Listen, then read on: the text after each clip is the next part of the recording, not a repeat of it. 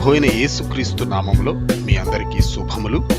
నేటి మన ధ్యానాంశము అపోస్తలుడైన పౌలు గలతీయులకు వ్రాసిన పత్రిక 5వ అధ్యాయము 16వ వచనము. నేను చెప్పునదేమనగా, ఆత్మానుసారముగా నడుచుకొనుడి, అప్పుడు మీరు శరీరేచ్ఛను నెరవేర్చరు.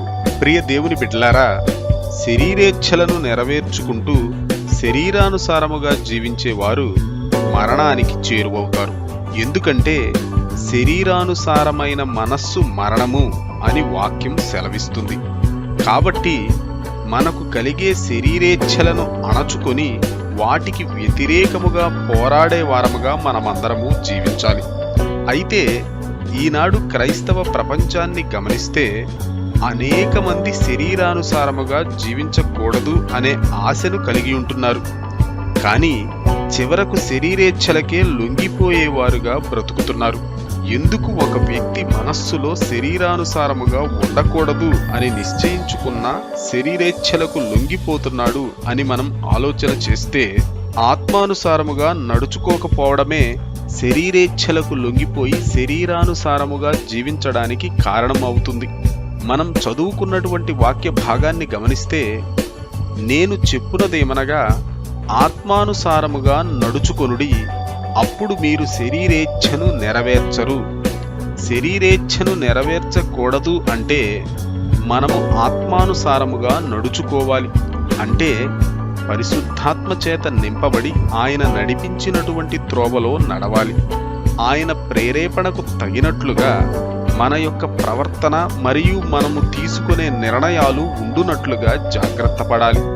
ఆ విధంగా ఆత్మానుసారముగా జీవిస్తే శరీరేచ్ఛలను నెరవేర్చకుండా మనము జీవించగలము.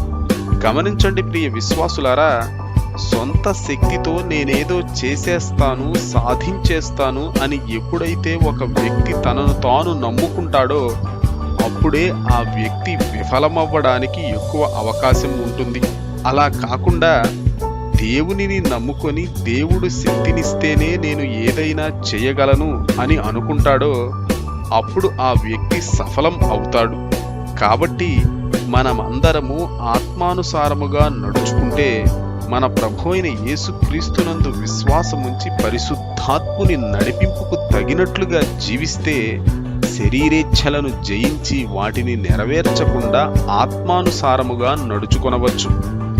ఈ వాక్యాన్ని వింటున్న ప్రియ సహోదరుడా, సహోదరి, నీ జీవితం ఎలా ఉంది? శరీరానుసారివిగా జీవిస్తున్నావా?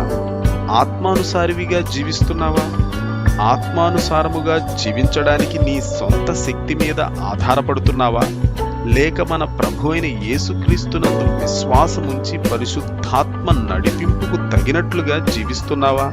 విన్న వర్తమానము వలన నీవు ఒకవేళ నీ మనస్సాక్షి చేత గద్దింపబడితే వెంటనే పశ్చాత్తాపపడి నీ మనస్సును మార్చుకో. నేటి నుండి ఆత్మానుసారముగా జీవిస్తూ దేవుని చిత్తములో ముందుకు సాగిపో. మన ప్రభు అయిన యేసుక్రీస్తు యొక్క కృపను సమృద్ధిగా పొందుకొని ఆయనను మెప్పించేటువంటి జీవితాన్ని జీవించు. ఆ విధంగా జీవించడానికి ఈ వీడియోను చూస్తున్న వారందరికీ మన ప్రభు అయిన యేసుక్రీస్తు సహాయము చేయునుగాక. ఆమేన్.